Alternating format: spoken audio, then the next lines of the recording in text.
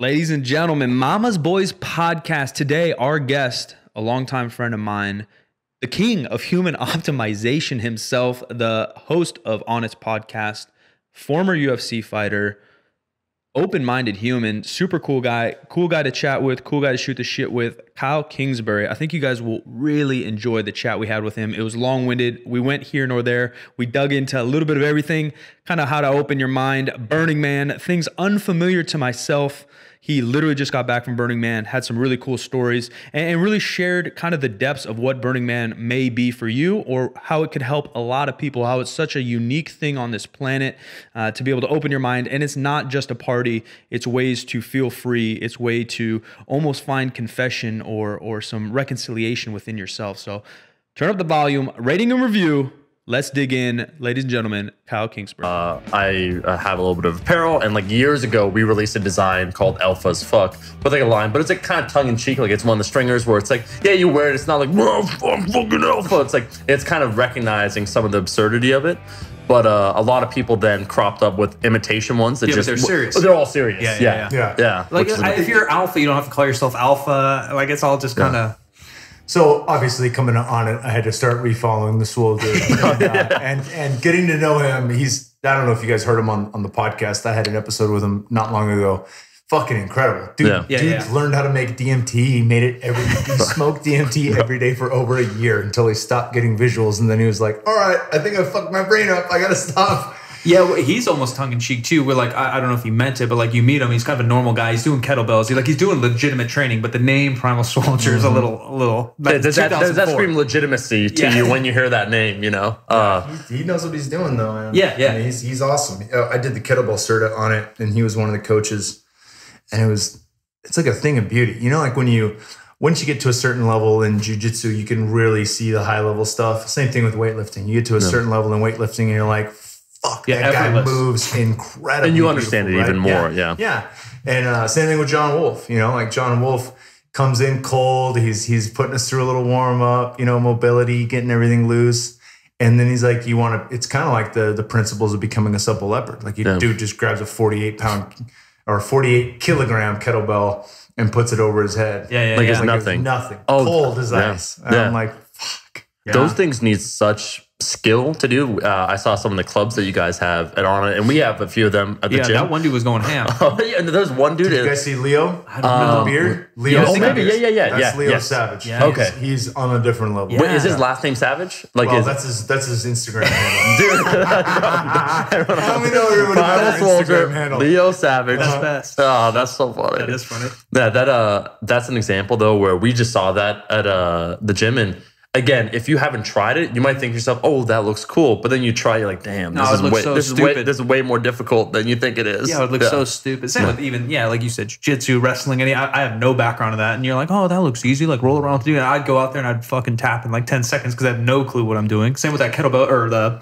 club. If we grabbed a club, we just look like fucking apes. Yeah, I have so the owner of the gym that I go to, super cool guy. Old school as fuck. He's kind of like he's honestly an exact duplicate of Henry Rollins. Just the way he acts. Like swear to God, I'll show you a photo after. But he started doing. He's a powerlifter. He has like some records or whatever. But he's getting older. He's like 50. So he decided, you know what? I want to take up some sort of contact sport, something like that. So he started doing jiu-jitsu. But he is just a one-track mind. He's not. I would say he's all right at listening to instructions, but he basically Kyle just wrestles everybody. And so he went to the amateur. There's something that was just held like a few weeks back. But if you look at clips of him like rolling with people, he's just trying to manhandle them. And he actually finished second for like the masters category, but like just people that are not paying attention. Yeah. What was your first background? Wrestling? Yeah, I wrestled when I was 13. I mean, I did karate for a year when I was super young, but parents couldn't afford to keep me in it. And which is probably a good thing because I didn't have to unlearn any bad habits. Not that like there's not. I mean, there's good karate and bad karate, good taekwondo, bad taekwondo, that kind of thing. I don't think I was in one of the good karate spots. Yeah. You grew up in the Bay Area. Could have been a commercial E1. Yeah, for sure. Kyle, what was your sensei's name? Ernie Reyes Sr. So that's what I was going to say. Now I feel like a dick for saying No. I thought you were going to say just the first name. I'll tell you mine. So I realized like 10 years later, I'm like, yeah, that wasn't a good class. I did karate. My sensei's name, Sensei Rick. You know what I mean? I'm like, your sensei. Yeah, you can kind of just tell by his name. I'm like, not that this guy's not legitimate, but I'm like, I don't know, you know? Are you sure you're supposed to have a Fu Manchu? Who said you could do the Mongolian top knot? Yeah, is that culture appropriation? What's going on? Don't worry about it. Yeah, just stuff like Kia. Like it was kind of, Rex Kwon Do from Napoleon Dynamite. Yep. Not quite like I'm not trying to insult the guy, but yeah, just the various skill levels. And your American flag, parachute pants. Yeah, your parents try their best, to send you to like karate for a year, but it's like they don't know what's good and what's not. They're probably not thinking like, oh, you're going to go to the UFC. Your parents are thinking like, oh, this would be a little good discipline. It's a good outlet. It's like soccer. Every kid plays soccer in 4th grade, but you're not looking for Pele to coach you. You're just looking like, all right, well, that dude not like be a dick to my kids. All right, he could coach them. Well, I look for that shit now. I don't know. Yeah. It's like you watch a movie like Trophy Kids, and you're like, I don't want to push my kid to where they hate what they're doing in anything in life. And I want them to do whatever they want to do. But with that, you don't want them to suck. I want to give them the fucking best opportunity to do well. I want them to have good coaching. I mean, we were in Vegas for 4 months before moving here. There's this guy, Vitaly Sherbo, who was a 6-time Olympic gold medalist in gymnastics. Okay. His school is 15 minutes from where we live. Yeah. So it was like a no-brainer. I was like, I'm going to fucking take him to Sherbo school. I don't care what it costs. Like, this guy's a 6-time gold medalist. Like, no shit. So we'll pay a little extra to put him in to good programs. And I certainly have an eye for it when it comes to jiu-jitsu and martial arts and things like that now. And I think it's something all kids should know. I mean, especially with bullying being at an all-time high and shit like that. Like, I never saw, even if they were a black belt in fake taekwondo, I never saw those kids get picked on when I was growing up. Yeah. It's like they'd get in their stance, throw a kick at the guy's face, not even hit him, and the guy would be like, all right, it's done. Oh, we're cool. Yeah, if I saw someone get in the stance, it's over. Kevin Hart talks about that. Start running away. He was going to get in a fight with someone, and then the guy just like slapped both legs, lifted one leg up. He's like, all right, I'm good. Like, he doesn't even know if the guy could have fought, but he's like, you know what? You doing that? You're cool. Yeah, you know more than me. I was going to say that when it comes to all that stuff, when it comes to doing gymnastics, how did you decide that for your kid, like doing gymnastics is a good idea? Because I think it's actually a fantastic idea, and not enough people do that. And if you look at a lot of other sports, Russians, bro. The Russians. I was going to say we follow like weightlifting, and a lot of the great now American weightlifters all have a background in gymnastics, getting comfortable and uncomfortable positions, right? Yeah, and I think like there's a certain thing that you have to understand about burnout, right? So like there's this guy Yuri Simoes who lives in San Jose. He's won the ADCC. I think at least once he's won the gold, but he's placed in it many times. He's one of the best jiu-jitsu players in the world. His dad would never let him roll jiu-jitsu until he started as an 8-year-old. Yeah. But for 5 years prior, he'd watch his dad roll in the living room with his buddies, his purple belts, and he'd beg him, and his dad would say no because he didn't want him to be burnt out from it, right? Yeah. So what are the things that we can do as humans that maximize our potential, like through balance, flexibility, coordination, strength, all these things that play out no matter what you choose to do or which path you choose to take in life? Gymnastics teaches you that, right? Yoga teaches you that on a lesser level, but on a more spiritual level. So like what it lacks from the strength component, you might gain in meditation and mindfulness. Yeah. So like there's many different things that all kind of help round out, I think, a little person into then having the option of being good at everything, right? Like doesn't matter what school you go to, you always knew the guy. Like, man, that fucking guy is good at everything he does. Yeah. And that's a trainable thing. Like that's an acquirable skill. 100%. And if you start early, I don't want to start him in jiu-jitsu until he's older because hopefully it will be a lifelong pursuit. Yeah. But that's up to him. Sure. How old is he now? 3. Yeah. I love how you're already thinking about that. It's hard. There's no like line defined thing. I think my parents did it great, but like I could never like just naturally do that. Like my dad was the most supportive guy ever. Same kind of thing. He tried to get a good strength coach, but he never like made me go work out. Like I wanted to go work out because I wanted to play basketball at a high level. But I don't think I could redo that myself if I had to write a book on it, or like how my parents were supportive but not pushy. Like I don't know that recipe, but they did it well. Yeah. You know what I mean? Because there is no recipe. I think there's multiple ways, right? If I don't know, I'm sure somebody's done this. If you go and interview LeBron, and you go and interview Tiger Woods, and you go interview Bones Jones, or you interview all these people, like, hey, what did your parents do right? What did your parents do wrong? I don't know if there is a recipe or even a common denominator. I'm sure there's commonalities. I mean, that's Tools of the Titans by Tim Ferriss is based on that. A lot of his questions are based on like, what can I extrapolate through similar questioning, lines of questioning that we can say like, all right, 80% of these people all have a meditation practice. 80% of these people all sleep with their room at 66 degrees or under. You know, like all these things play a role. And it's cool to think about that with kids too, but not overthink it, because people become obsessed with this idea that just like I am what I do for a living. I am what I believe. I am which religion I belong to. I am all these things that becomes your identity. And so much of our children get wrapped up in that. Like, I am my children's success. Like, fuck no, you're not. You're none of those things. You're not your job. You're not your clothes. You're not your car. And you're damn sure not your kids' successes and failures. Yeah. So like taking that pressure off and just allowing them to do whatever the fuck they want, but also encouraging them and hopefully giving them some tools, socially some good tools. Yeah, socially engineering your child. It's like, I just want to play, bro. Like I just want to play some video games, have some fun. I remember getting in a fight with my English teacher in high school, and I was fucking a freshman, and I was an idiot in high school, so whatever. But shout out Mr. Eberstein. This dude's saying something, you know, we're in Shakespeare class, and I don't know what came up, and he's fucking talking about like, you skate, but you're not a skater. I said, fuck you, bro. I'm a fucking skater. Like, what do you don't know felt personally attacked. I can see that. I didn't even skate then. I skated when I was younger. But I was like, fuck you, dude. If I want to be a skater, I'm a fucking skater. You don't tell me what I am. And it turns out he's way wiser than me, and he was right. We had, for powerlifting, like the sport that we like to do, we had this Russian guy, Boroshenko, who is the kind of powerlifting coach. We did a program with him. We brought him over, and this guy's just wise as hell, trained so many champions. And one of the things that he said, going back to what you mentioned about just children starting them off earlier, is that the mindset of an adult is shaped much in their youth. And he gave a cutoff point. It's like, when would you look at training someone? Like, when's the cutoff point where he's like, oh, I don't know if that person has potential? It's like, if I had a choice, 10 years old, I would take a look at their mental makeup, how we can change it if possible, and then go from there. But if someone's 20 years old and, you know, they're set in stone, it's incredibly hard. And we had someone on there that said that the child psychology actually kind of supports that. Yeah, that's so hard. Starting them off younger with the right skills, as you're saying, developing those tools. So everything that they do is kind of easier for them to achieve, just makes sense. Yeah, that's such a, goes into like such a broader topic or more applicable topic of like when you specialize in a sport. Because sure, it's great to play soccer, football, baseball, but eventually if there's money involved, there's career involved, maybe there's real passion involved, at some age, you're going to have to be like, no, dude, like I'm got to play basketball and I have to practice basketball in the off season. I don't have time to run track or have time to whatever. But then what age is that? Is that high school or do we think it's high school just because that's what our kind of society shoved us into, you know? Pavel and Dan John, I think they wrote the book Easy Strength, and they were talking about that, like specializing should happen in college. Yeah.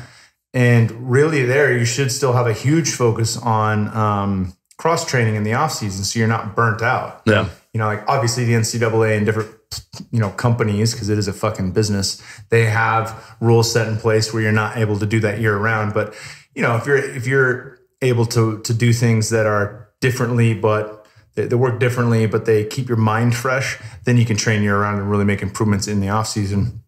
When it comes down to like, shit, you know, I want to play football in college, so I'm only going to focus on that in high school. Like they say, that's a huge mistake because your body's still learning. It's still gaining so much, you know, from baseball and golf and anything else that you're doing that will translate to the game you really care about. Now, when you started, Kyle, MMA and all those things, was it something when you talk about, is there going to be a future in this, like the discipline, was it something where you already saw there's a potential possibility of doing it long term, or did you start so early back in the, let's say, Pride FC days, like early mid UFC, where it's like, yeah, I could kind of maybe make a career out of it? Like where was the mindset entering all that for you personally when we talk about trying to excel at something? Yeah, I just needed something after I finished football at ASU. You know, like I missed the human interaction. I missed the camaraderie of having a team. And I also missed like physically engaging with somebody in that primal sense. And so just started training in it. And then when I had the opportunity to fight, I was still not, I'd fought a lot growing up, but I still wasn't sure that it would pan out or that it'd be anything worthwhile. And the guy just said, look, get your feet wet. If you like it, you can do it again. Yeah. If you don't, you never have to do it again. And one of my first 2 fights in under 30 seconds. And I was like, all right, I should fucking I'm good at this. Let's play. There might be something here. Yeah. So you're a primal soldier is what you're saying. Yeah, that's right. Yeah, okay, good. Yeah, but what happens if you lose both those fights? Yeah, well, how would that have affected you? If I lost my first fight, I wouldn't have had a career. Yeah, of course. I had no attachment to it. You know, like even as I was fighting, I always had the idea like, all right, let's see how far we can take this. And then I'm 5-0 in lower levels in Arizona. And I'm like, I want to fight in King of the Cage. You know, I want to fight in the UFC. Like, let's see how far I can go in the UFC. And then making it to the UFC, I think right when I got in, I had this idea that if there was ever a point where I became a 500 level fighter at that level, that I wouldn't want to fight anymore. Yeah, it's a balance, right? Because you can't. It's not fucking baseball. Yeah. Like you're getting hit in the head. Like you can't. There's only so many hits to the head you can take. It's not win 1, lose 1, win 2, lose 2. All right, cool. I'm paying the bills. Like I was living in my mom's garage. Yeah. For 5 years, you know, and working a second job and taking my lumps as a light heavyweight, you know, like physically, like stuff that I've been working through, thankfully, which has led me to what I'm doing now with Onnit, just from the fact that I had to pay attention to ways you can heal the brain. What are the best nootropics? How can I play with neurochemistry to maximize and mitigate the damage of being fucked up for so many years, like getting hit with a sledgehammer, you know, like that's not good. There's a lot of talk about NFL, obviously, and brain issues, but people aren't talking about other sports. Like, and what they say in the NFL is it's the micro hits, right? They're talking about every time you're on the line. It's not necessarily the time you black out, because we know when you fucking black out, it's not good. But it's the micro trauma over and over and over of that lineman hitting each other, like every jab you took in practice, every jab you took in the ring. And I have I think I've talked about it. I've been hit once and I'm fucked up. I did have a concussion. I'll never be the same. Never be the same. Getting in a concussion in basketball was like the weirdest thing in my life, because I'm like, I'm not supposed to be hurt like this here, and concussions are just weird to begin with. You feel dumb, but then you understand like, oh fuck, I'm fucked up. It's just a weird situation. Yeah. But I have a theory on powerlifting, like you know, and I think it will come to fruition. But just because powerlifting is no one cares about, no one talks about, so it's not going to be studied like an NFL lineman. But like the most you can make, Kyle, winning a championship when it comes to powerlifting is like $2,000. Now it's like 20.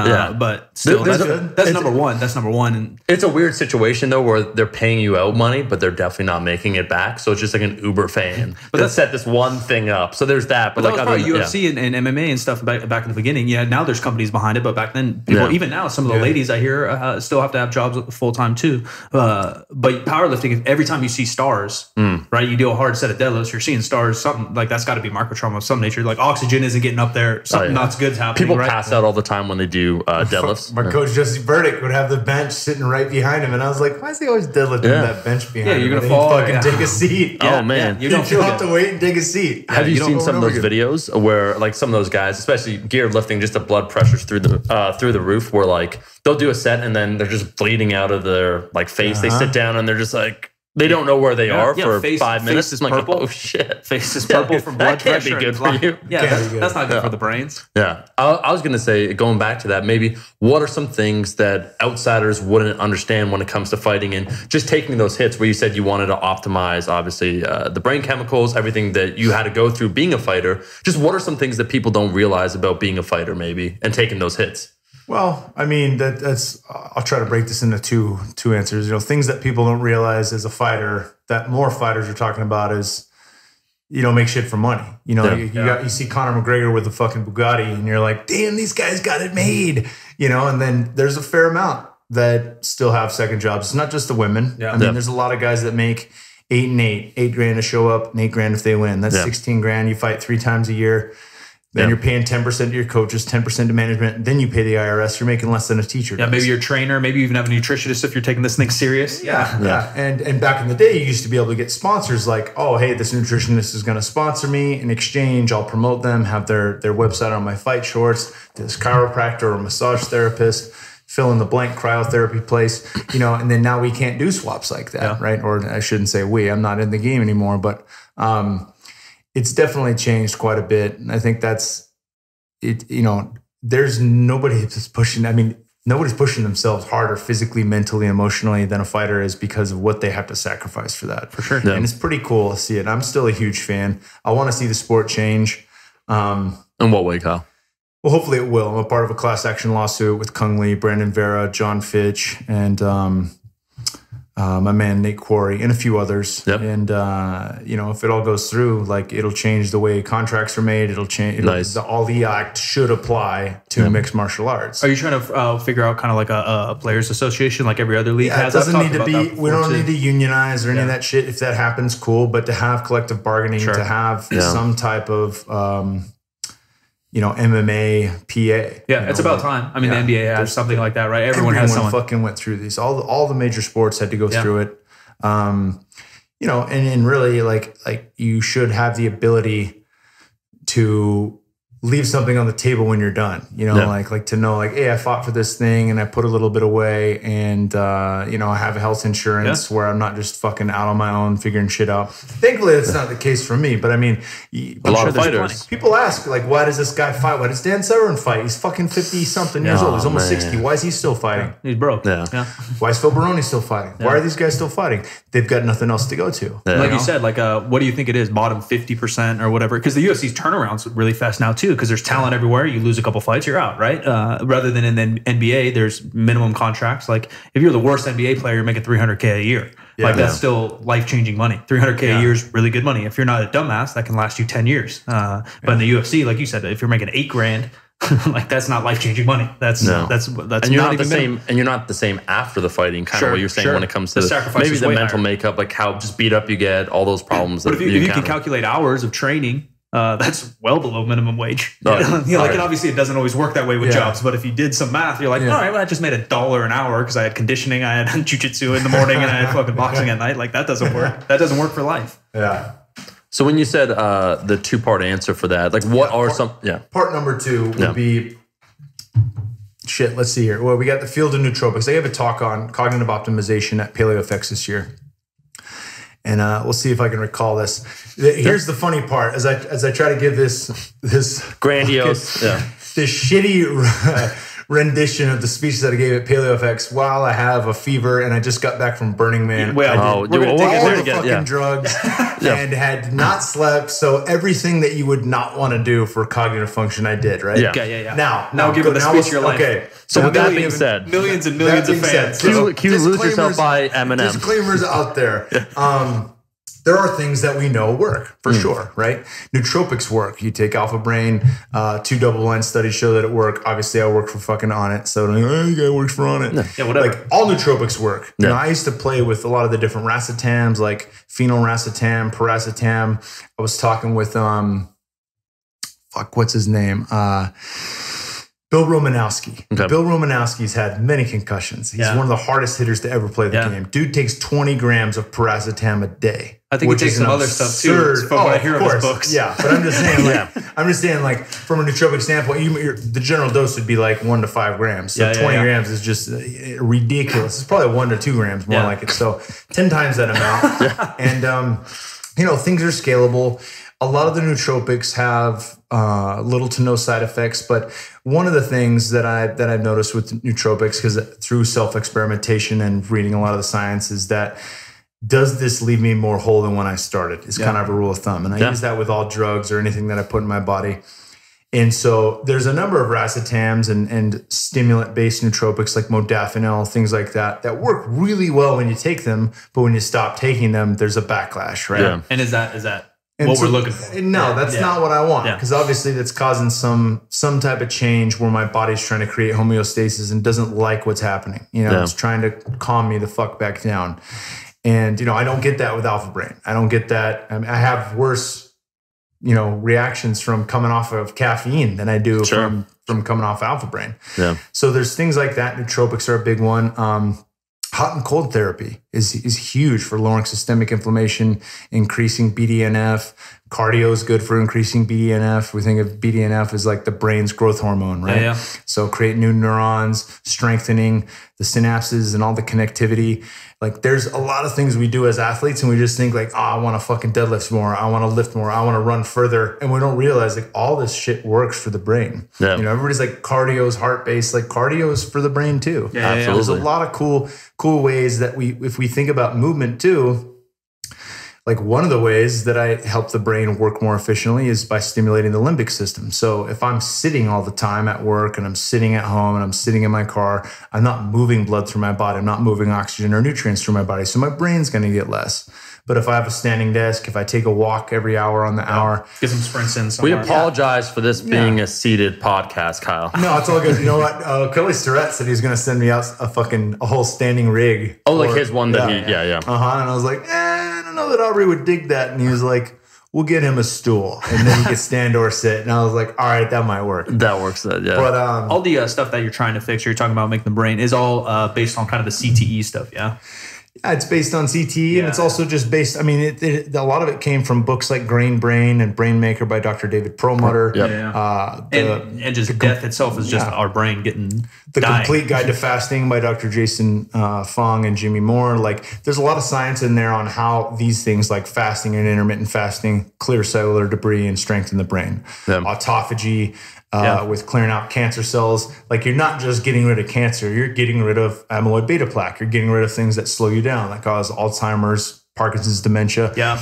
And all that shit just goes back into like, I'm going to think better. I'm going to feel better. I'm going to retain more when I read. And when I speak, which I do for a living, like, I'm going to have access to that information more often, which is fucking critical. Yeah. You know? But that's why I like that line where it says total human optimization, where you guys talk about that, where being at the forefront or willing to experiment. Some people try and wait until all the research is out, like kind of sit back. And by that point in time, 20 years have gone by. And so there's, in your process, I'm sure you guys have experimented with a lot of things that have worked, some things that haven't worked, and you take what works and you keep moving on, right? Yeah, that's the name of the game. Yeah. We've been playing with some cool shit called NAD. I'll have to pull it up here. Does that smell like eggs? No, it What's doesn't. that? No, there's a supplement. Okay, there's go a on. supplement, and it smells like sulfur. I thought it was sulfur. NAD. Okay, go on. Because 5 years ago, they thought it would give you a sick pump. So I took the shit out of it. Maybe NSAID. No, that's NSAID. Yeah. That's Tylenol. No, I'm I like, think what? it's NAD. Okay, go I on. forgot what it was, but I started taking it, and then you start like burping it up. It's a pill, and you're like burping up rotten egg. I don't even like eggs to begin with. You can't take NAD in a pill yet. I mean, there's precursors you can take. I think Elysium makes one. We're going to play with some different ingredients in a product we have coming out this year. Yeah, what is it? What's NAD action? I'm pulling up all this cool shit on it, but it doesn't say exactly what the fucking name is. I know I've messed this up before, but it's nicotinamide, adenosine, or andenide dinucleotide. Okay. And I always mess up that middle word. It's one of the two, but if you just punch in Adenosine, NAD, maybe. Yeah. Just fucking Google it, kids. it just influences the mitochondria all throughout your body. Okay. And so which two organs have the most mitochondria in them in your entire body? Brain and heart. Right. So that means you're going to perform better. You're going to think better. Yeah. Right. And with that, like, we're doing IV treatments with it. There's a ton of cool side effects. As it wipes the body clean, it's actually able to help people come off of opiates, which is fucking massive, right? So there's a doctor out in San Diego, Ben Greenfield introduced me to, and he had an opiate addiction. NAD got rid of it, and he's doing like much more hardcore protocols than I've been doing, or some of the people out here in Austin. But at the same time, the shit works. So perhaps some kind of real cleanse. Like, most of the fucking science is on rats and different models. It's not on human models yet. But that's proof in the pudding. Like, if I try this and I can recover like a maniac, and this is stuff I've been running post burn. Yeah. Try to get my body back and my immune system back. That's something a lot of people don't even know, though. Like, probably 99% of things are done on animals or rats, just because, one, laws, and two, rats are pretty similar to us. Like, every study ever. Like, you can't do a nutrition study on humans because humans have free will and they won't listen to the fucking study. Like, the only nutrition unless study, it's completely controlled and they keep them in a facility. Yeah, that's the only one I've ever heard of, and they lock them in a fucking. But how many people are going to go to a hotel where they're literally $20 is $20 for fed like prisoners? $20 for a 6-month experiment. Not even, because they can't do 6 months because people can't leave their lives that way, or they can't. How expensive would that be to take 1,000 people, put them in a hotel for 6 months, and only feed them, and those people are gonna, even if money was matched, that's the other thing. Like, Onnit's moving so quickly right now. If somebody came to me and said, like, hey, we're gonna pay you the same pay you make it Onnit, and we'll cover the costs of your house and all that shit while you're there. It'll still be there when you get back. We'll pay all your bills while you're gone. We'll run this experiment with you. I still couldn't do it because what's moving it on it will not be the same in 6 months. Yeah, or your I'll get family, fucking passed like, by, right? Yeah. So like humans all want these things. Yeah, You humans can't- aren't going to can't agree do that with humans. Yeah, that's why rat studies, like, they're pretty legit. Now, here's a question for you because you mentioned opioids, where it might potentially help. We don't know anything, or I'll say I don't know anything because I know there's a fentanyl crisis that's currently happening, and there's various different things. I saw there's that documentary like a Leaf of Faith, like what is it? Kratom. Yeah, we just had Chris Bell on talking about that. Yeah. So what do you what do you think? Because I don't. Kratom in your world? I think Kratom's good. Honestly, all these things. Let's just preface this again. And forgive me if people are tuning into this, have heard me before on other podcasts say this, but this is something that has to be hammered in anytime I talk about drugs. If there are kids listening, that's okay. I want you to fucking hear this. Yeah. Right? There's a big difference between good drugs and bad drugs. And the good drugs will leave you feeling good the next day. Yeah. They will leave you feeling more whole than when you started. The bad drugs, you're going to have a come down. You're going to have consequences. You're going to feel like shit for days, if not weeks to come. Yeah. Right? Kratom, which is basically like a tea leaf from Thailand and Southeast Asia, it attaches to opiate receptors in the brain. I've had some people say it's not an opiate. Some people say it is. It fits into those receptors, right? And the bottom line is it activates that. There's pain relief. In low doses, there's mild euphoria, and higher doses, a higher euphoria. I get kind of woozy and a little bit what's the term when you're going to throw up? Nauseous. Yeah, I get nauseated big time. I've heard like caffeine overdose feel. Yeah. And so, I mean, everything's dose dependent. It's all individual based on genetics and things like that. But is it a good option for people who are coming off of fucking hardcore pills? Yeah. 100%. Yeah, rather than being addicted to fentanyl. Yeah, and I'm sure like milk of the poppy was probably like pretty fucking cool back in the day. Yeah. It's probably less strong than morphine or heroin. Yeah. Sure. Or certainly fentanyl, which is synthetic. Same idea chewing on a leaf rather than snorting cocaine. Coca leaf is a fucking entirely different experience. Right. Yeah. Like I would give coca leaf. I can't say that online, but if my son chewed coca leaf, you wouldn't be worried. I wouldn't fucking bother me. If we went to Colombia and we're in an altitude, get it in your mouth, kid. It's gonna help. It's medicine, right? Yeah. But the difference between that and cocaine, it's fucking night and day. Yeah. Night and day. Yeah. Like you don't feel. I've napped with coca leaf in my mouth in a ceremony in Colombia.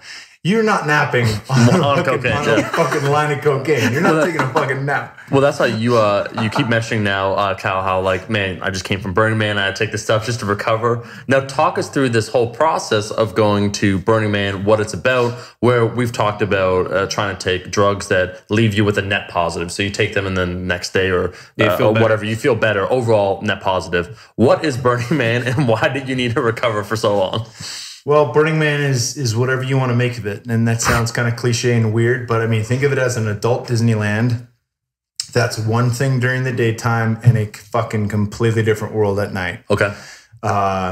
It's huge. It's bigger than you can imagine. You can ride your bike for 30 minutes at night and still not make it all the way across. Wow. Like it's very large geographically.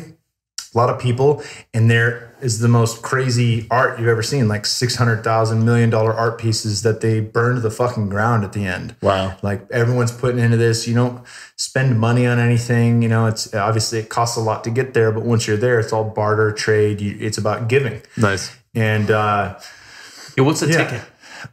They have, I think, pre-sales like under 500 for. So it's not bad. Okay. And then it's 1,200 a ticket, but it's like $15,000 for an RV or $30,000 after the shit adds up. It's a big vacation. And then how many people approximately go? We said it's like 80,000. 80,000. Yeah. Wow. Yeah. So it's a lot of people, and you can do whatever you want to do. I was really surprised last year. This was our second year. So when we went our first year, I was really surprised to see a lot of people had never done psychedelics. And it's not, a lot of people in our camp hadn't, and I was like, man, it's fucking Burning Man. Like, that's so weird, and, a lot of people just want to drink and party in the way that they know how, and that's totally cool. And so they have never done psychedelics and they didn't do them at Burning Man. Yeah. They thought it was weird I was doing them at Burning Man. But then there's other people that are just super into it, and they know they're going to bring a ton and they want to give out more to other people. And, Yeah, I've heard about Burning Man for years, and I've heard about like random kids going or kids' parents going or whatever. And I always thought it was a psychedelic deal. Yeah, we had a ton of children there. I mean, there was a clear vibe on the final day, which was a really powerful day. It was when they burned the man on Saturday, then they burned the temple on Sunday. And the temple is a place where you can go in and, the first time I heard about this, Duncan Trussell was talking on a podcast. It was the only podcast where I actually cried listening in my fucking car. Like, that's how much it got me. But you walk into this place, people are meditating on the outside. It's a different feel. It's not party time. Yeah. And it's palpable. You feel it as you walk in, and they've got, dog leashes and cat leashes and pictures of deceased loved ones. And you put all these people up in there, and there's some other stuff like people saying, I forgive you for molesting me when I was a kid. And I let go of that, and just a lot of things that are really hard to see that people need to fucking get out. They want it to be out there. And then they burn that Sunday night on the last night before Labor Day. And it's a huge release. I think it's called a despacho ceremony. Yeah. And that release is letting go and forgiving and fucking dealing with that. So, that's beautiful. It's an incredible thing. There's fun, there's partying, there's going hard, there's finding your edges. You've got to deal with the elements because it's really fucking hot during the day. There's sandstorms, dust storms. Nighttime becomes freezing cold. The hotter it is during the day, the colder it gets at night. It's a bigger swing. So was there music going on? Concerts going on? There's tons of music everywhere. I mean, there's art cars that blast music. We went to see Diplo play at a couple different places, and he just fucking crushed it. A lot of EDM, shit like that. Yeah. But there's like old school hip hop. There's jazz. There's something for everyone. They got anal fisting tents, Mike. I mean, you're like, I know something for everyone, Mike. What's the bait I can get this guy finding edges. I don't know if I found my edge. I want to talk about this Mad Max environment, bro, because I'm like framing it in my head. Thunderdome. They got fucking Thunderdome. Yeah, that's what it looks like on my head. Bro, are they blasting? Did you just go in there as a ringer and you're just like, oh, I guess I'll try this and just start decimating people? No, they have they had like jiu-jitsu mats out, and I was like, oh, that'd be cool, and then they had I saw like a Muay Thai place, like people are bringing martial arts to the desert for the event. Like if I'm gonna give and I've thought about that because I was talking with my jiu-jitsu coach before I'd ever gone, and he's like, I want to go. And I was like, yes, dude, we're going to do mushrooms and acid. And he was like, no, I don't want to do that stuff. And I was like, fuck you. You're not going to Burning Man and not doing that shit. And he's like, I want to teach jiu-jitsu. I want to do it. And I was like, all right, that'd be cool. That would be really cool. I don't think many people are doing that there, but they've got it there now. I mean, whatever you're good at, if you can give that to somebody and teach somebody that's what your gift to the playa is. Yeah. Like, that's what you're going to bring, your medicine. And that's what's cool is that not everyone, but a lot of people are trying to give an experience to other people. That is very cool. Yeah. Now, here's a question, Kyle, when you said, people enter. I heard there's obviously no policing, like everyone just governs themselves, right? And it's broken up into groups. Is that what it is? Though. It's not like, it's not a free for all. Well, how does that work? Just quite frankly, with all the, psychedelics and so forth. What is that? Police, or is it like? No, it's. I think it's on federal land, but I mean, it's Black Rock City Police. And which is where it is. And it's like a federal ranger. Those guys aren't gonna. I don't know. I mean, I've heard before, like undercovers, like some hot chick will be like, "Hey, do you have any coke?" And if you're like, "Yeah, come here," then she'll fucking arrest you. Right? That's what I'm saying. So shit like that, like you got to be smart about it. But when you're within a group of friends and everything's self-contained, and it's pretty easy to be like, and you're hanging out in your RV before you go out, shit like that. Like it's not like. You're walking around with fucking giant bags of mushrooms and smoking a Cheech and Chong blunt and waving in the air. Yeah. It's not like that. Like shit's in your body. It's not on your body. Yeah. And then you're just having fun cruising around. Probably a similar vibe to even Coachella. Like it's not like people are fucking throwing pills up in the air. Yeah. They're just do their thing and then they go jam out. Yeah. I love that idea of the temple where you just described that. Like that's actually really powerful. Yeah, it sounds like Day of the Dead a little bit even. Was that something that was built into it over time or from the inception, like just the origin of Burning Man? This is my second year. Yeah. I feel like I've learned more about Burning Man in my sophomore year than I ever could imagine in my freshman year. But I know there's so much more to learn about it. Yeah. There's so many more things to see and do. And this was cool. You can kind of treat it like plant medicine ceremonies where you set an intention and you hope to achieve that. And one of the things I discussed with Aubrey was this last year, we really stuck to ourselves and bonded, but we didn't explore and we didn't really meet new people that we really bonded with. And this year we set that as an intention, and we completely did. Like to make new friends, or we met a ton of new fucking cool people. I got my buddy Kyle Kierman, who was on the podcast. He was there with Simon Rex, who's Dirt Nasty. You remember Dirt Nasty? I know Dirt Nasty. Yeah, dude. He was. I remember hearing him. I listened to him on Chris Ryan's podcast in 2017, and he just fucking blew me away. I was like, this guy's into mindfulness. He's into travel. He's talking about shit like Henry Rollins, but also sounds like a fucking monk. Like he's just fucking dialed in. And he was one of the coolest dudes. We were on an art car. That's dope. Just dropping in with some substances. Do your thing.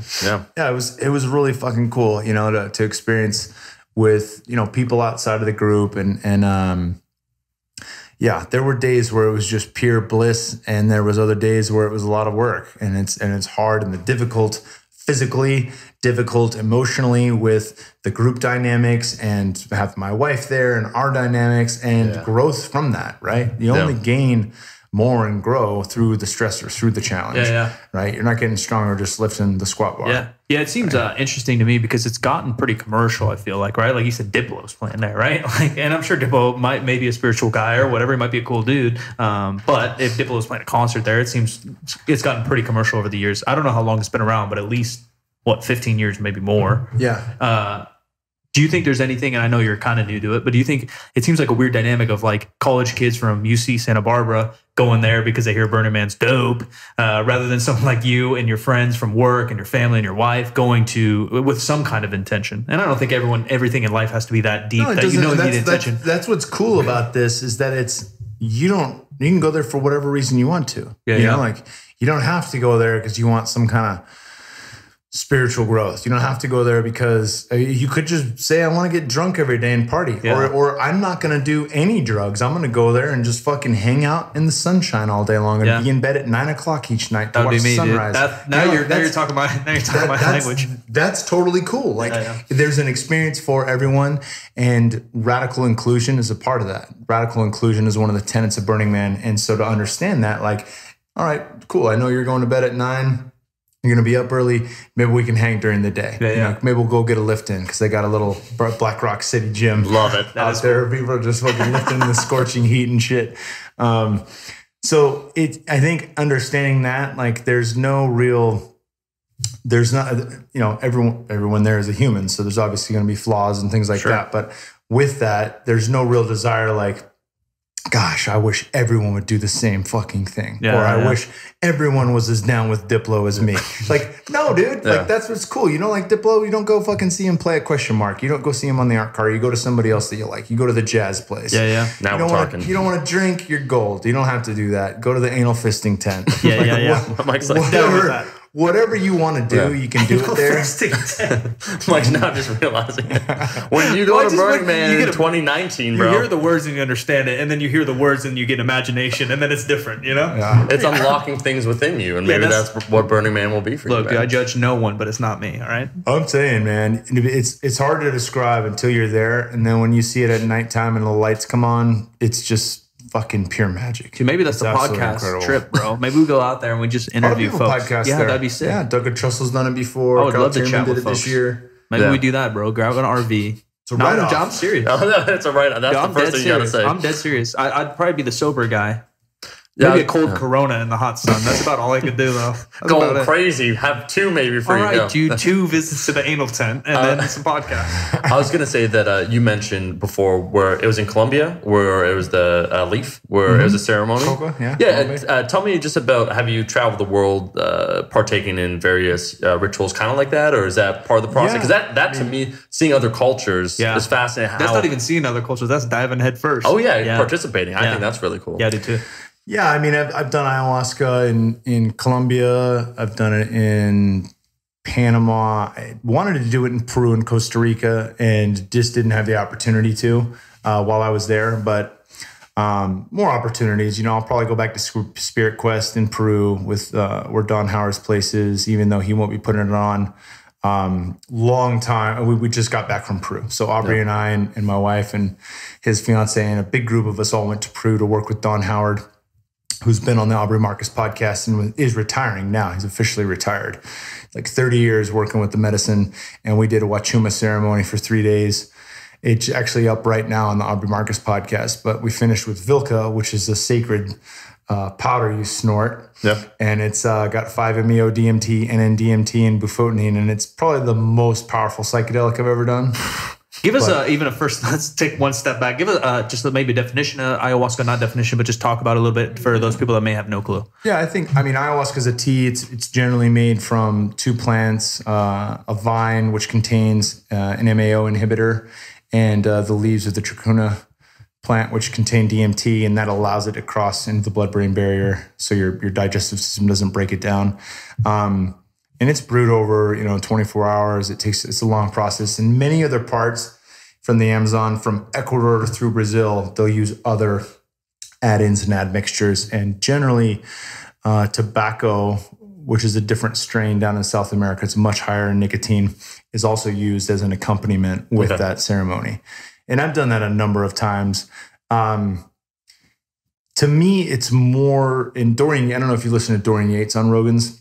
No. He was fucking awesome. He Really? talks about this shit. He's Dorian, I didn't know that. I don't know who Dorian is. I didn't know he went on Rogan. Is this something recent, by the way, for him that he discovered 10 years? Or like for Dorian, that's a funny mix. Dorian, That's a cool Dorian's mix. been on in the past year he was on, and he was like one of my favorite interviews ever because he talks about the difference between DMT and ayahuasca. Like he's done it all. Wow. Yeah, see, I don't know that. I know, but Yates he's a fucking yogi now. Like, That's dude, sick. But you know what's amazing? dialed in. From our world, like we think Dorian Yates, and he had this book called Blood and Guts. Yeah, you know what I mean? yeah, So yeah. like, so even different Dorian. So I saw him. Just to be perfectly honest, I saw his name on Rogan. I'm like, oh, cool. Like, Yeah, we're going to talk about bicep curls all maybe at some point. Like, I had no idea. All right, okay, Yeah. I'm in it. That's cool. I knew I was going to listen to that, but then I think Brian McKenzie wrote me immediately, and he's like, Yates, ayahuasca, Rogan, now. And I was like, You're like, all right. Fuck, all right, I'm in. And he was on London Real talking about it with Brian Rose too, so I knew he was going to talk about it on Rogan's. But anywho, when you do DMT, you blast off in outer space. It's out of body. It's one of the ways you realize, like, I'm not my body. I'm not whatever idea I have about what will happen when I die.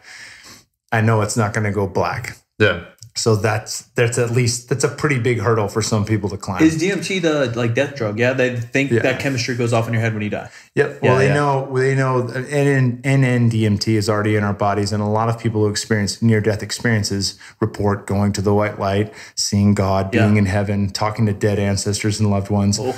That stuff scares me because I think I believe in it. It's one of the most neuroprotective properties of DMT. DMT is one of the most neuroprotective components in the body. So if you're drowning and your brain is lacking oxygen, it's going to be flooded with DMT. Yeah. Then they resuscitate you, come back, and you just had this fucking 5-minute DMT trip. Yeah. It's going to be pretty powerful. Yeah. Right? Or you can smoke it. A little easier. Maybe also powerful. Experience it before death. Yeah. Yeah. And, those experiences are really powerful, but oftentimes they're so fast that you're like, fuck, I can't really explain that. Or you know everything when you're there, and then you come back and you're like, I don't have words for that. Terrence McKenna would say our language can't keep up with that. Place is too new. That's even when you smoke it. Yeah, the effects are short, but then ayahuasca effects are long. Yeah, much longer. So they're stretched out over the course of 6 to 8 hours. You have multiple cups, and you're imagine like floating into a dream and then out of the dream. So in the dream, you're still awake. You may know that you're in your body. You may not. You may just be in a different place altogether. You may be in someone else's body, experiencing life. And it's not like you're watching a movie, like you're living the thing. And then you come back to your body and you're like, holy shit. But whatever you see is very detailed for you. It's not some random shit like, Fear and Loathing in Las Vegas when he sees bats. And it's like, bats everywhere. Fuck, that's like bats. A caricature, you would say, of what? Yeah, but like if you saw bats or Puff the Magic Dragon or something that you would seem random, it's there for a reason. It's going to tell you something that's important. Yeah. It's there to teach you something about yourself. But you're not moving. You're chilling in the ceremony. Yep. Yeah. It's not like, psychedelic 60s flower power. Let's eat a mushroom, have an acid tab, smoke a blunt, and then listen to Jimi Hendrix. It's lay the fuck down, puke when you need to, ask for help to the bathroom when you need to shit. But other than that, you're just down, eyes closed, meditation. Is someone guiding you through this? You always have one person that's so-called sober, Kyle, like just to be there, or what? Well, you would have typically you would have like as McKenna Brothers and Jim Fadiman call it a sitter. You'd have a sitter if you were going to do like a deeper heroic dose of mushrooms, or something else. With ayahuasca, it's all based with a shaman. It'd be very foolish to do that without a shaman. And that guy's the guide. Yeah, but they're not sober. They drop in with you. That's but they're just more experienced, maybe. Yeah. Far more. Yeah. What is? Do you know any of the history of ayahuasca? Is this an ancient? Is this a native? Yeah, is this a native thing? It's from South America. I mean, it's thousands of years old, and that's kind of what's cool. It's one of the things. I mean, everything's fucking cool about it. When I first did this, I was like, I can't believe this shit exists. Like, I had no idea. Nothing was as profound or meant more to me than my first experiences with ayahuasca, and still to this day. But with that, there are hundreds of thousands of plants in the Amazon. Right. So many. Yeah. And to combine each of those in different ways, there's millions and millions and millions of combinations of plants in the Amazon. And when Western researchers first started asking the shaman how they created this, they said the plants told them. The plants told them, this is how you'll make me, right? And that sounds absurd to somebody who hasn't done it, but anybody that's done it fucking gets it. You're like, oh, no, there's no question. This thing is conscious. It has its own consciousness. It's not some weird inanimate object, and it's not like a house's walls. Like it fucking thinks. It has memory. It has teachings and lessons it can give you. And that's one of the things that I really struggled with at first, but then being in the medicine, there's just no other answer. No doubt. There is no other answer. Even from the outside, it's not coming from me. I've never done any kind of psychedelic. I've never really done anything, but just even You have a Corona. I had a Corona once. It's one time. I drink a lot of caffeine, When you spoke about caffeine and coming down, I'm like, what? Yeah. But just even the fact that like something, we see outside, something that grows naturally, like has that much power within it, blows my mind. You know what I mean? And obviously I know it's possible because there's, like we said, cocaine, refined, and all these things. Like a lot of things are plants, but it's just wild to even think, because we just like everybody else, even though I think the three of us and a lot of people out there hopefully aren't on this hamster wheel of life, right? We're trying to think, we're doing what we want. We're around people we like to do. We kind of live a life outside of maybe the 90% of the world that are on that hamster wheel, but still even beyond whatever life we live, there's a whole nother, there's layers to this shit that we just don't even, 99% of the world doesn't even know. Yeah. I respect the thousands of years of just evolution and experimentation that's led to this, to discovering certain plants, combinations. You said about the Amazon. Are there other parts of the world where, not similar to ayahuasca properties, but just other things that you think could have maybe promise in the future? Like other places that you try to research or look at? There's no doubt. I mean, Iboga comes from Gabon and West Africa, and that's highly touted for clearing out addiction of all sorts, from heroin to alcohol to you name it.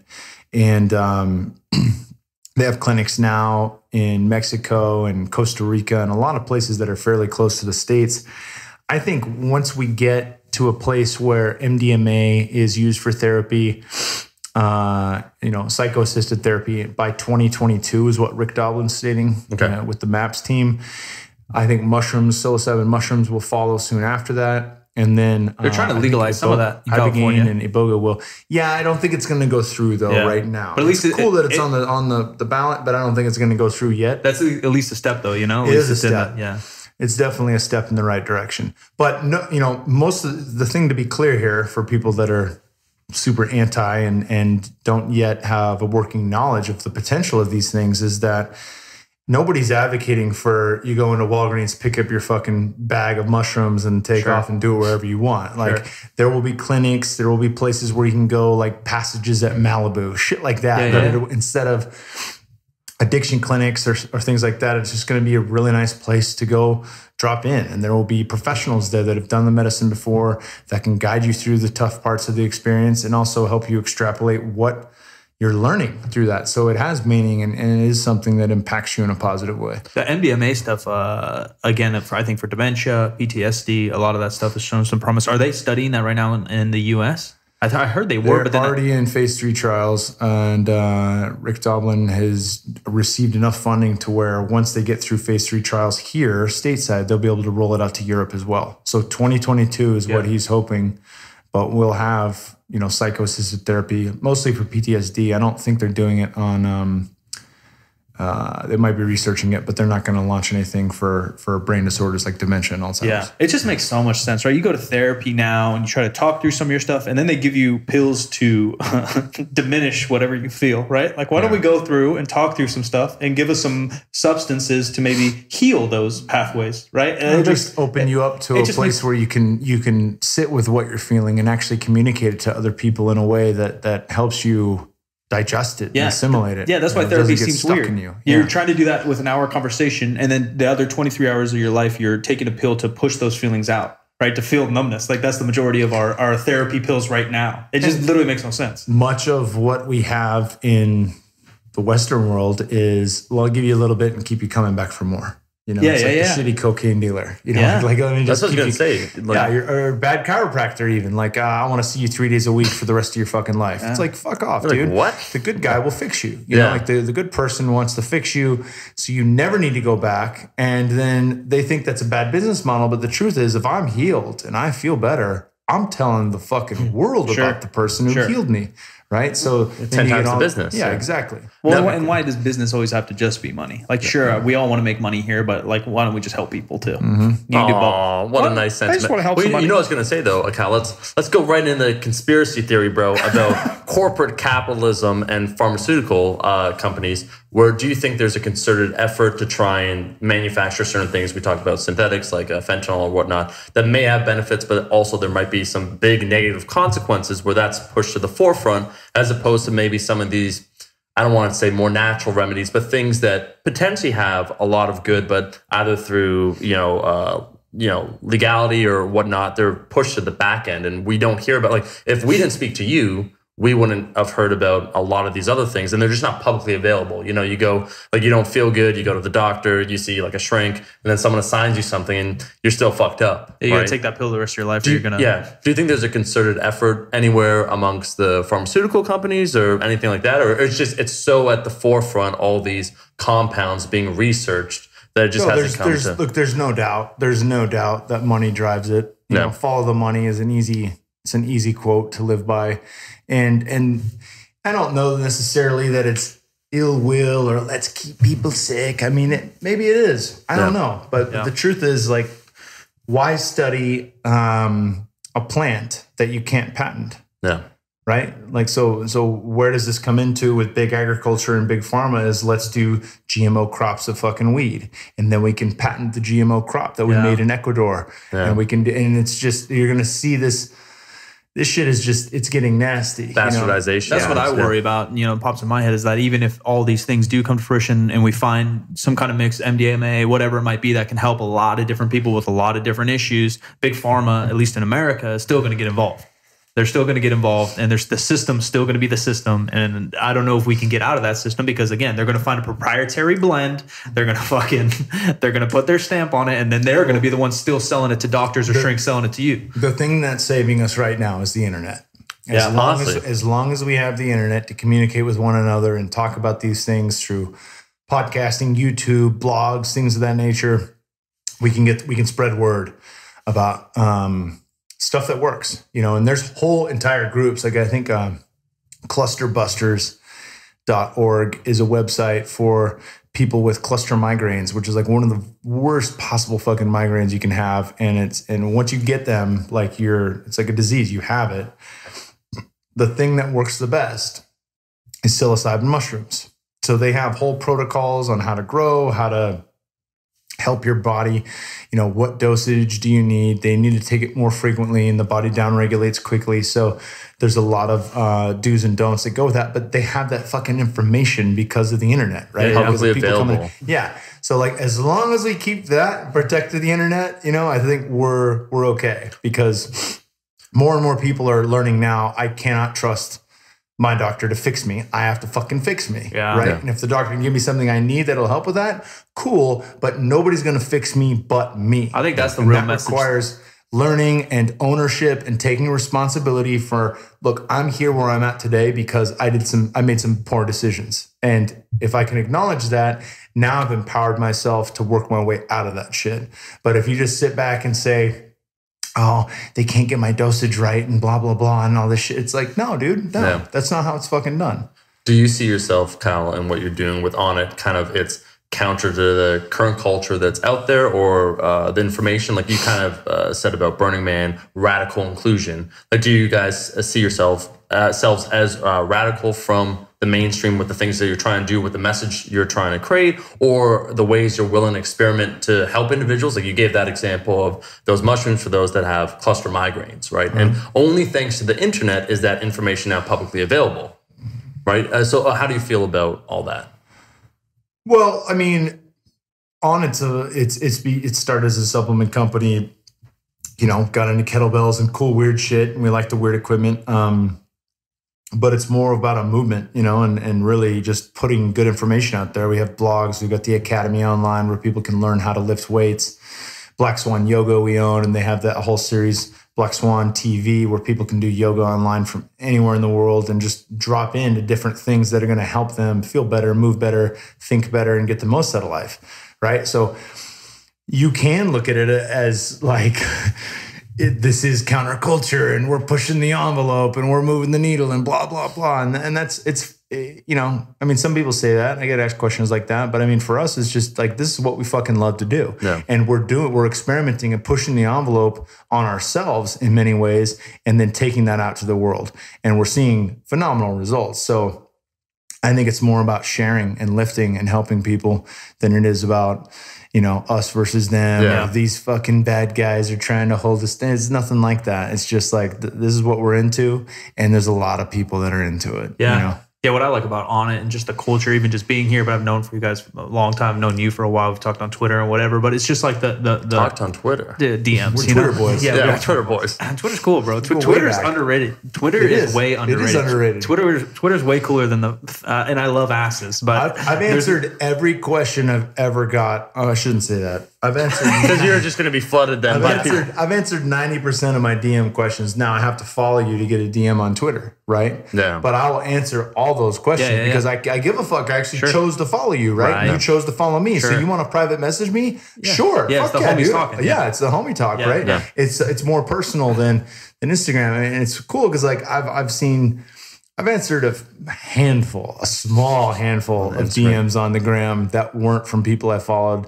And thankfully there's a little filtration process there. But, you know, because I mean, you guys are in health and wellness. You get that, like, how many grams of protein do I need a day? Yeah. And how many alpha brain should I take a day? Or which, I can only buy one Onnit supplement. Which supplement should it be? And shit like that. Like, those are all valid questions. Sure. But I would have no fucking time for my kid, no time for my wife, no time to do anything if all I did was field questions all day long. And it's publicly available. If the way I feel is if it's something you could easily research Google. That I said before. So if you go on my YouTube channel, like you got a squat question and you just search that squat question on my channel, and then you find there's an answer, and instead you choose to DM me about it, it just shows that you haven't done your research. Yeah. So you haven't respected my time in the first place. Yeah, that's what I was going to say. The root of Onnit and why I like the culture is it's content, which is what me and Omar love to do, and that's what we do for a living, right? It's talking about things, it's talking about important things, it's talking about silly things, whatever it is. It's trying to entertain or teach the world in some fashion, podcast, YouTube, whatever. And then the other like mainstream or main string that I see is self-awareness. Like that's the goal. Like you just said, like we're not trying to be counter. If we're counter, cool, whatever. But what we're trying to do is get people to think about themselves, fix themselves, think about how to do better for us and our culture as a world, and through content. And those are like two things that I'm not good at much. I'm really not. And I'm not even good at those things. You but do those have are a two mullet, things. though. I have great hair. Yeah. I've got a phenomenal mullet. You know what it reminds me of is Eddie Guerrero. Oh, wow. Yeah. I never got an Eddie Guerrero. Theo Vaughn's running around with the mullet, and so everyone calls me Theo Vaughn. Theo Vaughn is so pretty. Like you got kind of like that dirty Mexican mustache. Eddie Guerrero's not bad. Yeah. Eddie Guerrero's yoked too. I mean, fucking Theo Vaughn, he's kind of skinny. You know? He's a good looking guy. He's like a pretty dude from Louisiana. Yeah, well, that's what I figure. His is like a real mullet because he's from the South. You know, I'm from Northern California. We're kind of hipster out there. It's kind of the modern mullet. And I'm trying to take it there. Who's the Roberto Baggio. Yeah, Baggio. From the 90s. I need a perm to catch up with Baggio. What the amount of curl that you got dude, going he's got on. a lot of curl. A lot of Italian curl. early 90s. Everything goes back in waves, man. Like but the 90s were still like, the best. But that's what I'm saying. Like the 80s, Stranger Things, like they brought that back where things just come in cycles. And so I think you're at the forefront of the mullet coming Thanks, back. dude. I'm trying to be at the front. But we spoken about deep things now. Let's get into something extremely superficial. Let's get into, just to balance things out. I was going to say that you're not even aware, and bless your soul, Kyle, of who Logan Paul is. I think that's just phenomenal. Like, that's just great. And I've heard of the name. Yeah. Yeah, but so basically a fight. There's some news that he actually might get a contract or a deal in the UFC. So just to float let's fill him in. Yeah. So Logan Paul's one of the biggest YouTube vloggers going around. I think his brother was on the Disney Channel. They're both early 20s guys. He was they're both fuck boys. Just to call it out right. But he was highly popular. Just in kind of the kids. I think I don't want to. I don't know. 8 to 15-year-olds were watching a lot of his stuff, and then he kind of had an explosion. He was on USA Today and he was in New York Times and all these things. He did a vlog that people thought was disrespectful. He went to, I believe, Japan, and there's a kind of a sacred yet kind of taboo area called, I believe, was like a suicide forest where a lot of people go and end up ending their lives there. He filmed the dead body there. And he basically went there to film it, and there happened to be someone that recently committed suicide in a tree, I believe, and it's in his video, and he's kind of making a mockery of it. Oh, yeah, no, it's... and I heard the video's extremely poor taste. Yeah, even longer and even more disrespectful than the news gave it to, because suicide's obviously a whole nother level, but I heard he was even just running around Japan in a Pokemon suit, just kind of being disrespectful to their culture to begin with. And he's not sensitive to other people. It doesn't show the apathy that sometimes the internet can build. He kind of that's him in a nutshell, where he doesn't have empathy when he interacts. There's just that I call dead behind the eyes look, but he has a rabid fan base of largely young consumers that just love him because he's loud in your face, like very, very fast, everything that he does. So there's recently a big pay-per-view, or I don't know if it's technically even a pay-per-view, where he fought another YouTuber in boxing. They both had gear on. 800,000 people paid for the pay-per-view. 800,000 people bought whatever, $20, $30 pay-per-view. And I heard it, people thought, I never watched it, I'm not going to spend my money there, but I heard it was maybe even set up because it ended in a draw, and you're like, all right, motherfucker. Then I don't know if it was Dana White or something, but there's mad rumors going on Twitter about this dude hopping in the UFC, and people were talking about it seriously. And then I know Northcutt just called him out like, yeah, bro, I'll give you these hands. Like, let's roll. I'm like, dude, Northcutt in his last fight was fucking jacked. He went up a weight class. He'll whoop that ass so bad. Like, these guys are fucking killers. Like, he has no chance. I'll watch that. I would love to see his ass actually get whooped. Like, even CM Punk's fight was a little rough. And I get the balance of making money for the UFC and also being a legitimate sport. And CM Punk probably trained very hard for that fight. But in 2018 UFC, you're fighting not only optimal athletes, like these guys are fucking cream of the crop athletically, and they've been training MMA for a long time, right? It's not. The question we're gonna ask is, would you come out of retirement, Kyle, to whoop that sick, ass against Logan Paul? That's the question that I wanted to ask. Let's just break it down. We'll promote the whole thing, dude. We'll be your corner guys. Yeah, there's no doubt. But I mean, Logan wouldn't do that because he's got to be smaller than me. And the point is, like, anytime they do that as the money grab, they don't want to put that guy in there and throw him to the wolves, like, I mean, they threw James Toney to the wolves because he was a boxing world champion, and then they had him fight. All right, you think you can do this? You're going to fight Randy Couture. Yeah. And that was cool. Nobody was like, man, that was fucked up. Yeah. But I mean, if they have him fight in the UFC, it'll probably be against somebody who's 0-0 or 1-0. Yeah. With, a few months training, those kind of things. Yeah. It is about money. I mean, it's shitty in a way because you want it to be a legitimate sport, but in a lot of ways it does resemble pro wrestling. And that's why you see not that anything's fixed in terms of outcomes, but storylines they try to build. Right. You saw the hype train with Ronda Rousey.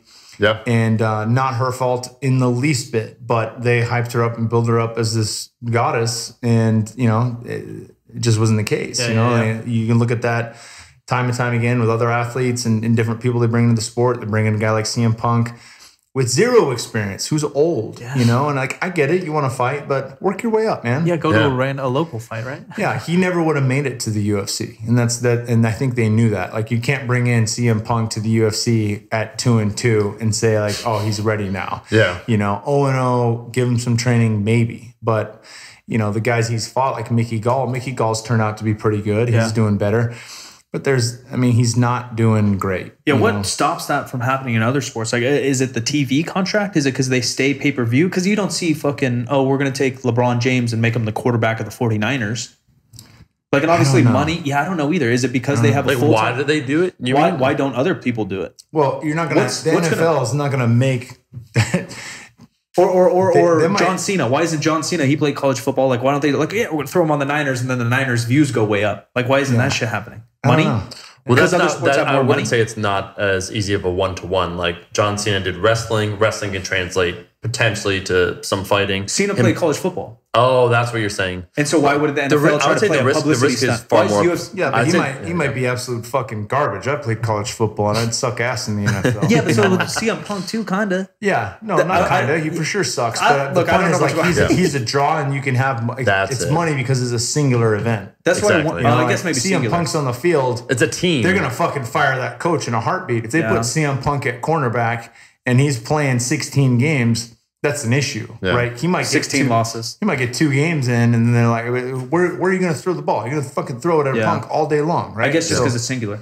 Yeah. Because you think other people try publicity stunts. But you also said kind of that's where it starts to resemble professional wrestling, where it's like you throw in maybe a big name, and the big name will draw a lot of people, and maybe that's not the best fight that you're going to see, but it's going to, again, get the money in, get people talking, and that's kind of what people care about, you know? Yeah, I mean, look at Brock Lesnar. He was a highly talented NCAA champion in wrestling, a freak, genetic freak, obviously on some shit, but a genetic freak. Both. And has some fight experience. He will never be a heavyweight champ again. Yeah. Like, he'll be beat by fucking everyone in the top 5. But is he a draw? Yeah. Sure. People want to see him for sure. So I don't see that as big of an issue as like Logan Paul or CM Punk in the UFC. Yeah, I agree. Yeah, I mean, he's a world-class wrestler. Yeah, or the boxer you mentioned. Yeah. Like, some of that does make more sense because that's kind of the background of MMA, right? Let's take the best over here and the best over here and fucking throw them in the ring with new rules that they fight each other. It is just so weird to me that I don't know who brought it up. I should have done more research. Who actually, because I think it was a semi-serious talk of Logan Paul. Oh, it's for the money. I mean, they're motivated. But it just blows my It's not like, hey, let's create great content. I want to show the process of trying to become a fighter, all these things. Like, people don't understand what it's like to be a fighter. He's just like, $20 million, let's do it. You know what I mean? Yeah, I don't know. I'm out. Yeah, there's nothing being contributed there. What made me sad, and maybe close off on this, is actually the fact that you just said, Kyle, that Dan Severn's still fighting. Where I remember, so I was a big Pride FC fan back in the day. Do you know the Japanese fighter name? You know the one where it's like it's become a thing where people share it around, where Dan's there and he's holding the guy and they're just like exchanging punches, and the guy has blonde hair. That was Don Fry. Oh, that's Don Fry. I met Don Fry. Oh, okay. Yeah. Bro, you need to help Don Fry with some of your stuff. I met him at in the airport somewhere.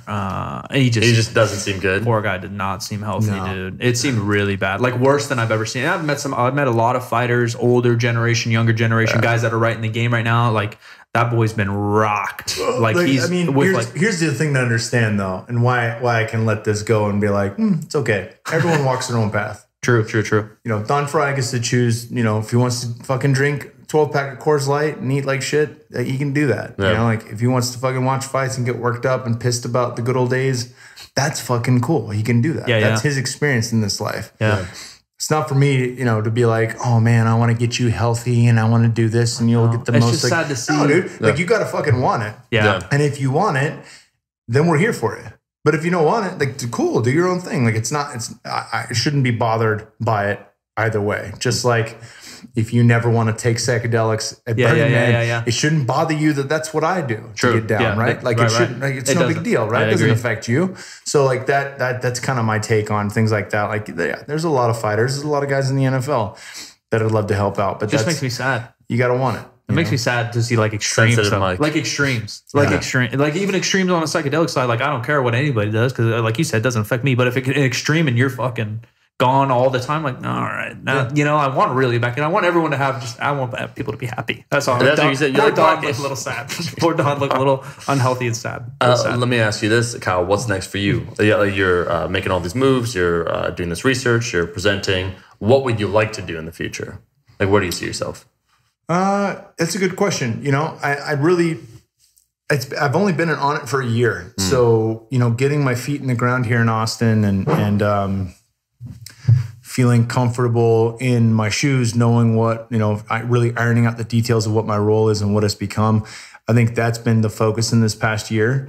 And it'll be interesting to see where it goes, because this thing's constantly moving. It's like I jumped on a wave and it was already a fucking big wave. Right. And now it's building up and building up, building up. And I don't know what it's going to look like down the road. 5 years ago, if you asked me where I'd be in 5 years, I'd have said I'd still be fighting. You know? And that was only a year before I retired. So there was no, shit moves so quickly in life. I think right now, as I look what's on my plate right now, what are my goals right now, we definitely want to add to our family. My wife and I want to give Bear a sister and just have, just more in the home. Cool. Really, really expand upon that.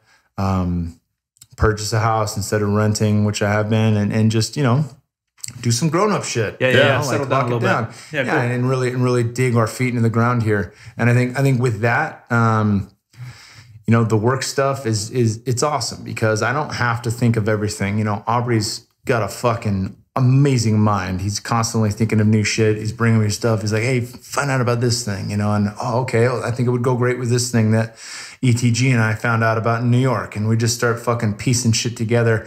And there's teams of really intelligent, passionate people that make that whole thing spin. And it's dope. It's a really cool thing to be a part of. Yeah. So keep creating. Yeah. That's it. That's it. Mike saying that line about I just want people to get along. When Mike gets sensitive, his voice goes much higher. He almost sounds like MJ. He's like, why can't people just get along? I'm a sensitive dude. I know you are. HSP. That's what Connor diagnosed me with. A highly sensitive person. Oh yeah. We've said things just even on this podcast, and I'll just disagree with Mike, and he'll just get worked up. He's like, I don't know why you could say that. I don't know why you could say such a thing. I'm like, man, bro. I'm just disagreeing, bro. I'm sensitive, bro. No. Close us out, Mike. All right. Where can people find you? Shout it out.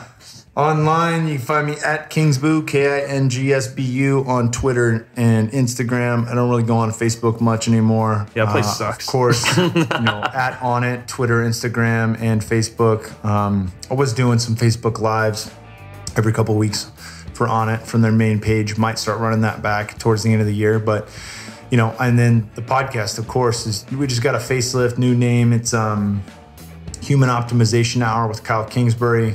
It's basically the Onnit podcast still, if you were familiar with that from before. And you can check me out right now on Aubrey Marcus's podcast. We just did a pro recap. It's a 2-part episode with me, Aubrey, and Caitlin Howe.